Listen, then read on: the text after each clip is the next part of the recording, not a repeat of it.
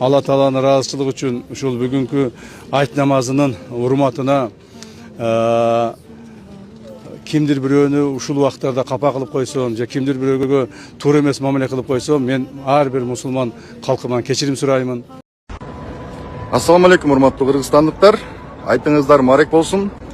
Бүгүн Камчыбек Ташиев шаардагы кайсы бир мечиттердин ичинде өткөн, сыртында өткөн ошол айт намазына барып, ошол жерде отуруп, такыяны кийип, сакалды коюп, эми сакал өстүрүш үчүн эч кандай менеттин деле кереги жок, билесиңер. Сакалыңды кырбай койсоң эле сакалың өсүп калат.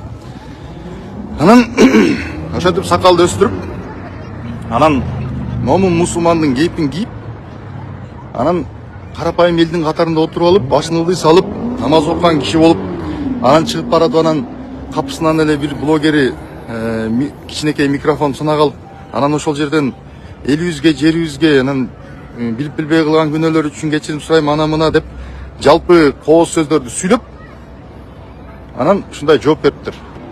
Тартипти коргомуш болуп, коррупцияга күрөшмүш болуп, жак бuyakта тартип орнотмуш болуп туруп, бир бөлүгүн чөнтөгүнө кытып, адамдардын тагдырын талкалап, анын баарын элге көрсөтпөй, өзү болсо коррупцияга каршы күрөшүп аткан киши болуп туруп, анан ошентип элге жагып алган.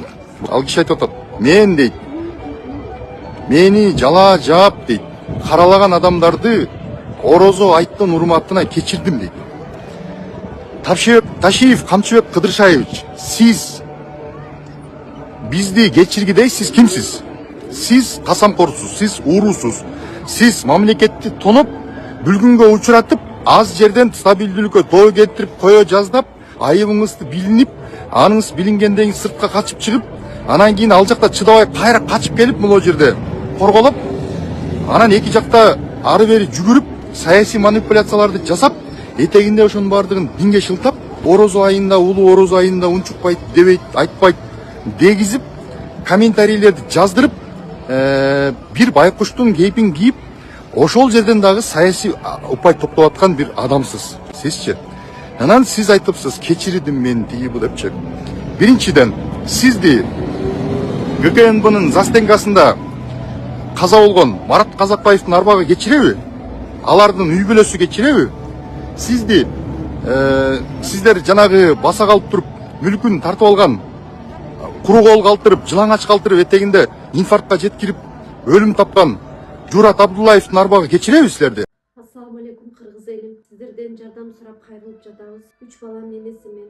Оğlum Umar 6 жашта, врожденный паралич, ДЦП 4 степенде. Жалгыз боюн эмин. 3 баламды Алланын жардамы менен өзүм чоңойтуп келатамын. Ооруган балам менен жашоо аябай караңгы болуп кетет. Балам тырышып ооруса жан дүйнөм, менин денем тырышкандай кыйналамын. Суранамын кыргыз элим.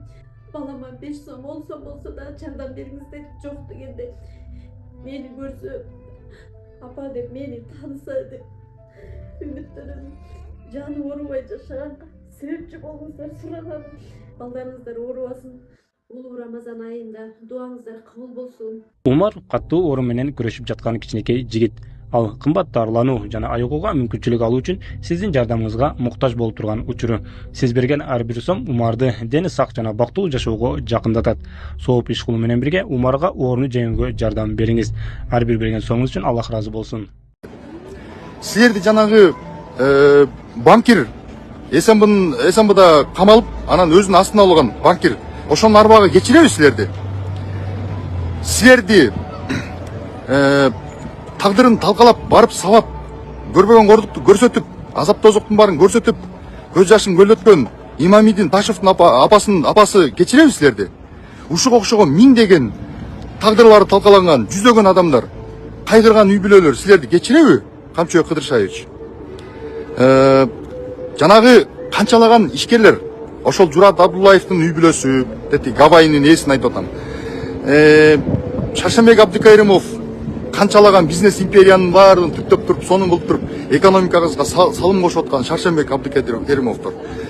Жана дагы ушуга окшогон жүздөгөн ак мээнети менен тапкан нанын тарттыра берген, өздөрү талаада калган, арып, азып, бозуп, качып жүргөн, алды өлүм таап, аркасы решеткада отурган, ортодо үй бүлөсү үй бүлөсү, бала чакасы көрбөгөн кордукту көрүп аткан көптөгөн кордук көргөн адамдар сизди кечиреби?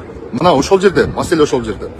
Ошол эле учурда кыргыз элинин ырыскысы болгон кыргыз нефтегаздан 4 миллиард 175 миллион сом урдаганыңызды салык кызматы тастыктады. Схемалардын баарын чийип берип, фактынын баарын көрсөтүп берип, текшерип чыгып, аудит кылып чыгып туруп, анан кийин тастыктап туруп элдин алдына жайып койду.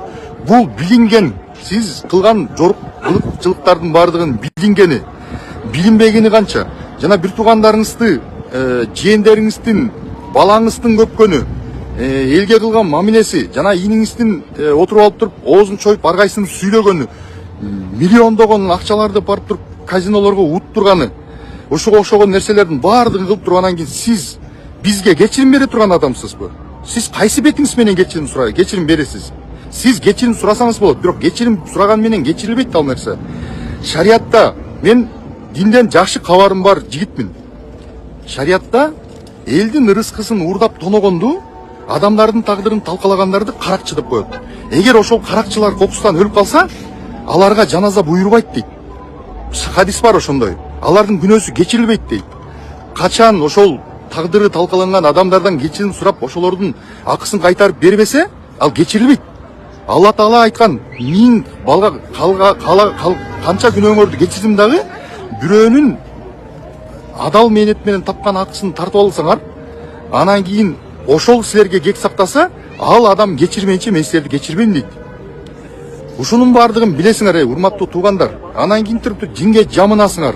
Анан айтасыңар ушундай улуу айда, орозодо жаман сөз сүйлөө тиги бу деп. Ошондой адамдаргачы. Камчыбек Ташиев ал тууралуу негизсиз маалыматтар тарап жатканын айтты. УКМКнын мурдагы төрагасы Камчыбек Ташиев айт намаздан кийин элден кечирим сурап, өзү тууралуу жалган жана негизсиз маалыматтар тарап жатканын билдирди.